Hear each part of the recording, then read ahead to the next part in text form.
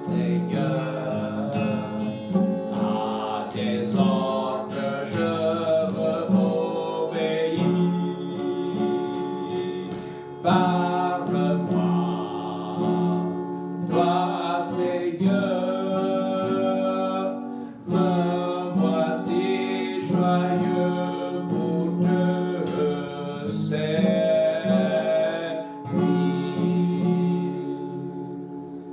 Amen, amen, amen.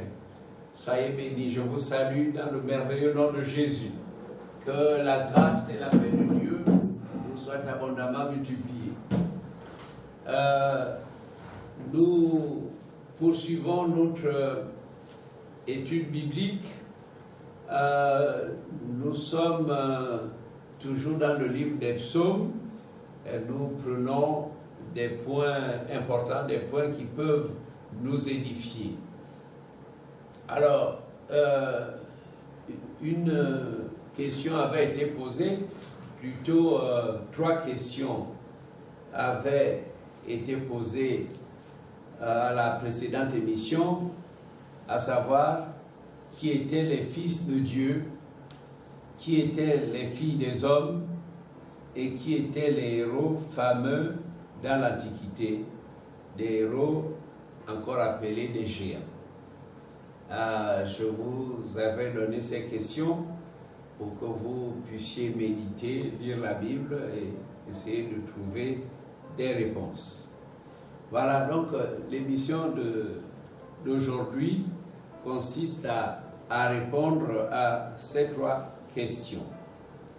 Eh bien, nous avons vu la fois passée comment la durée de la vie a été réduite.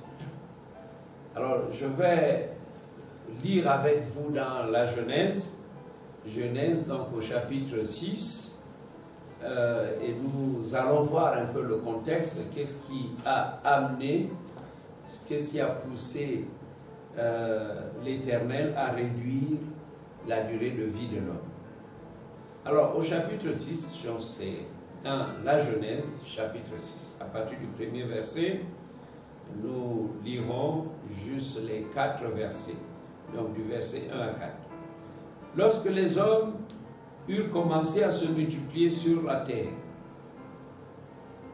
et que des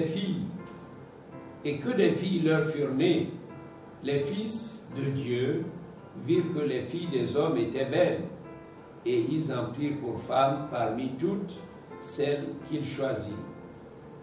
Alors l'Éternel dit: mon esprit ne contestera pas à toujours avec l'homme, car l'homme n'est que chair, et ses jours seront de 120 ans. Les géants étaient sur la terre en ce temps-là. Après que les fils de Dieu furent venus vers les filles des hommes, et qu'elles leur eurent donné des enfants, ce sont ces héros qui furent fameux dans l'Antiquité. Voilà, c'est vraiment étonnant. Je crois que nous devons toujours méditer, faire des recherches pour comprendre pourquoi Dieu s'est-il irrité. Parce que bon, c'est lui qui avait permis à l'homme de se marier. Il avait créé la femme parce qu'il ne fallait pas que l'homme soit seul. Mais là, il y a eu des mariages qui étaient non autorisés. Donc, nous avons vu là comment Dieu a ramené la durée de vie de l'homme à 120 ans. 120 ans. Et donc, j'avais donné les noms des personnes qui avaient vécu longtemps sur la terre. Adam lui-même, le premier homme, a vécu pendant 930 ans.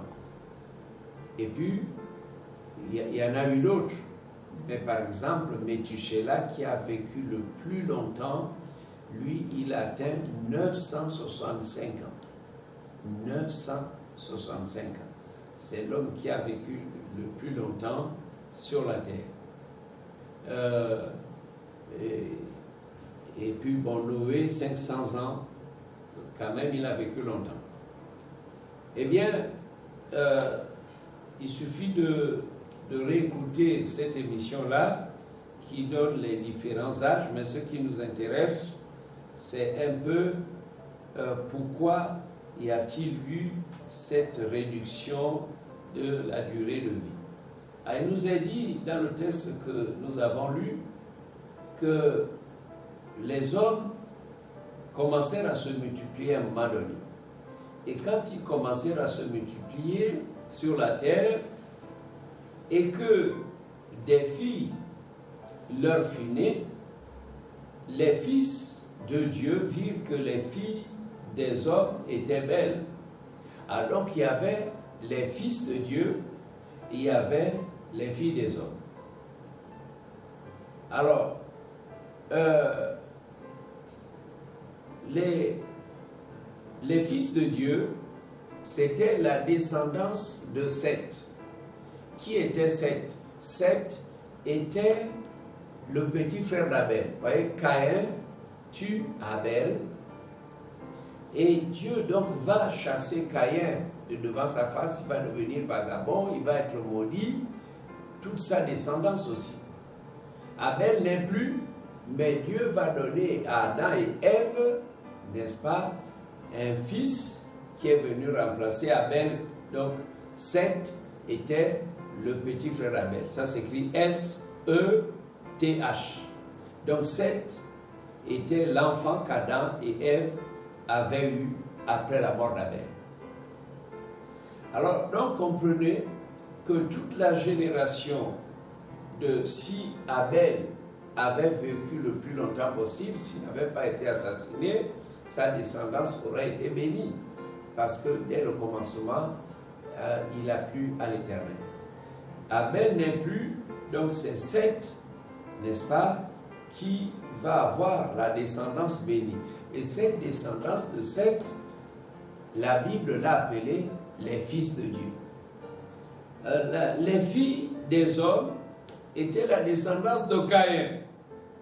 Alors Caïn, porteur d'une grande malédiction, Dieu n'a pas voulu qu'il meure tôt. Souvent, ceux qui font le mal, Dieu peut leur donner une longévité pour qu'ils souffrent, qu'ils comprennent et qu'ils regrettent et que la fin soit vraiment dramatique.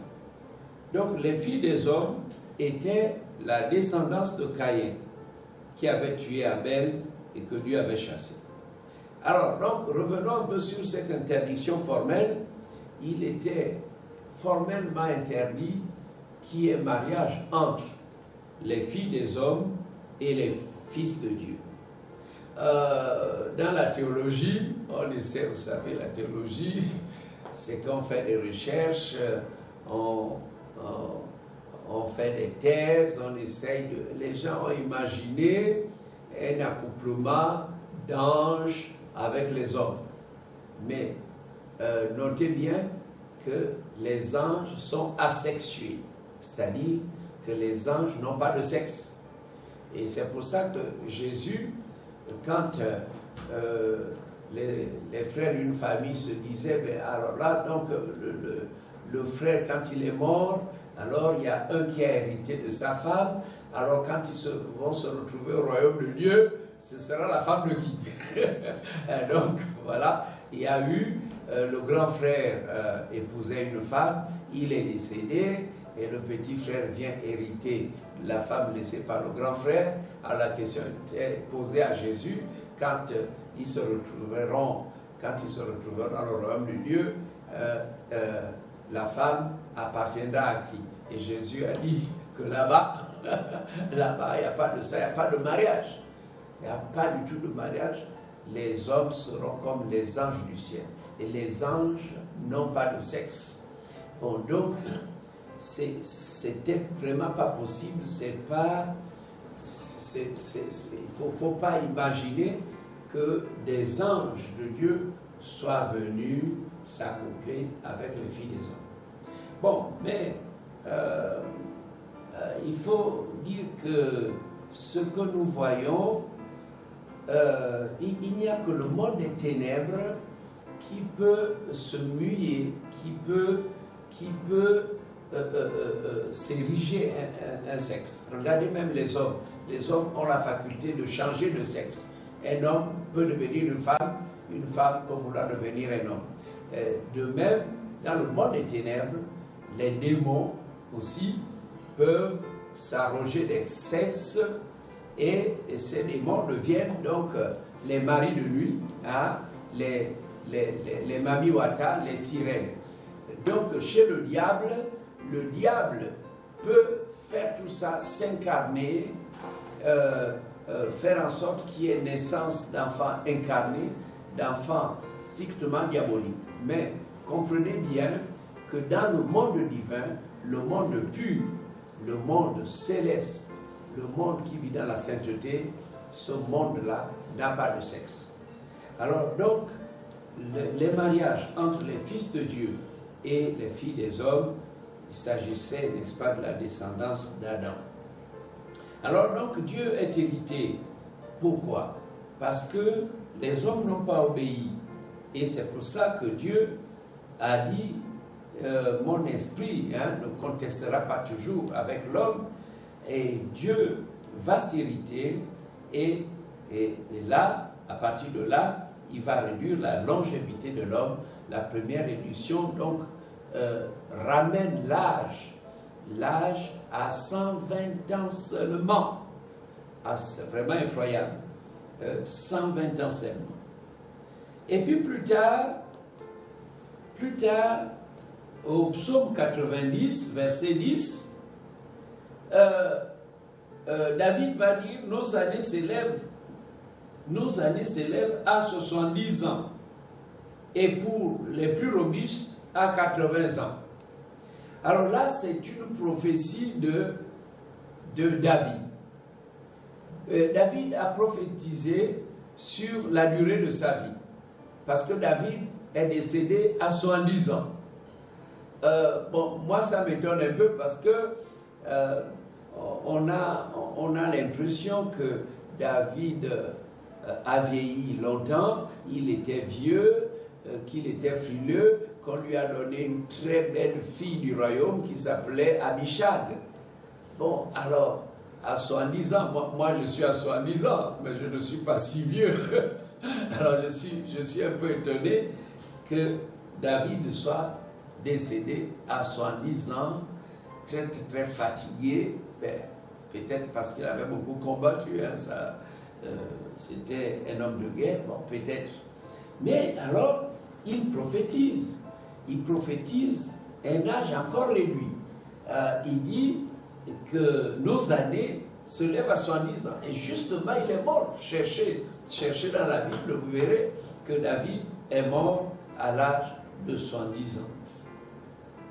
Maintenant, pour le plus robuste, alors c'est une grâce que quelqu'un dépasse les 80, arrive à 100, ça c'est vraiment des cas exceptionnels. Bon, c'est vraiment effroyable de constater comment la durée de la vie de l'homme a été réduite. Là, nous comprenons que c'est bien d'obéir à Dieu. C'est bien d'obéir à Dieu. Alors, la conséquence de ces mariages que Dieu interdisait, c'est qu'il y a eu des géants. Il y a eu des géants qui ont été les grands héros de l'Antiquité. Alors, je citerai parmi ces géants les fils d'Anak. Les fils d'Anak, c'était vraiment des géants. Des géants qui occupaient le mont Hébron dans Canaan, au pays de Canaan. Et d'ailleurs, Josué fut obligé de les chasser. Voilà. Et ces géants, il y avait 3 fils d'Anak, vraiment de géants. Il y avait Sheshai, Aïman et Talmai. C'était des géants. C'était vraiment des géants. Et puis on peut trouver une autre catégorie de géants chez les Philistins. Il y avait par exemple Goliath, quelqu'un qui a quasiment 3 mètres de taille, de haut, costaud. Voilà, il y avait des géants, donc à l'image de Goliath. Donc, ces géants-là ont été les héros de l'Antiquité. On a parlé d'Hercule, tout ça. Bon, ça paraît légendaire, mais bon, il y a eu dans l'Antiquité, n'est-ce pas, des géants. Alors, qu'est-ce que nous devons retenir de cet enseignement? C'est que nous devons toujours faire la volonté de Dieu, en tout et pour tout, faire la volonté de Dieu, parce que notre vie dépend de Dieu. La fois passée, j'ai terminé en disant que c'est pas toujours évident de vieillir longtemps. Alors, si vous avez 70 ans comme moi, si vous avez 80 ans et plus, nous devons toujours nous préparer. Et je disais la fois passée, avez-vous déjà votre caveau? Avez-vous déjà rédigé votre testament?